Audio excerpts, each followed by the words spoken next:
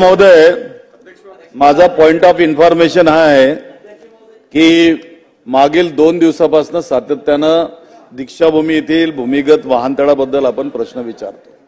आता मला नागपूरवरून माहिती प्राप्त झाली की ज्या आंबेडकरी जनतेने, ज्या आंबेडकरी कार्यकर्त्यांनी, ज्या भीमसैनिकांनी त्या ठिकाणी ते स्वयंस्फूर्तीनं आंदोलन केलं होतं, खरं पाहिलं तर 5 जून पासून त्या ठिकाणी मातीचे मोठमोठे ढिगारे आणि सडाकी बघून लोकांच्या भावना दुखावल्या होत्या आणि त्या कुठतरी व्हॉट्सअपवर त्याचं आंदोलनाचं सुरू होतं।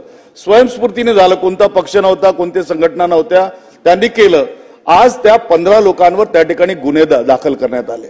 खरे पाहिलं तर पोलीस प्रशासनाची चूक आहे, त्यांच्या गुप्तचर संघटना काय, संस्था काय करत होत्या, तिथलं जिल्हा प्रशासन काय करत होतं इतके दिवस, त्यांना ती माहिती नव्हती का? राज्य शासनाने निधी दिलेला आहे, राज्य शासनाची एजन्सी त्या ठिकाणी डेव्हलपमेंटचं काम करत आहे, माननीय मुख्यमंत्र्यांनी भूमिपूजन केलं आणि कार्यकर्त्यांनी आपल्या भावना दुखावल्या म्हणून त्या ठिकाणी जर संताप व्यक्त केला असेल तर त्यांना गुन्हेगार समजूच कसे शकू आपण? ते गुन्हेगार ठरू शकत नाही। त्यामुळे अशा वेळेला ते गुन्हे मागे घेतले पाहिजेत आणि त्या ठिकाणी शांतता ठेवली पाहिजे, हे आपल्या वतीनं मी राज्य सरकारला मांडू इच्छितो।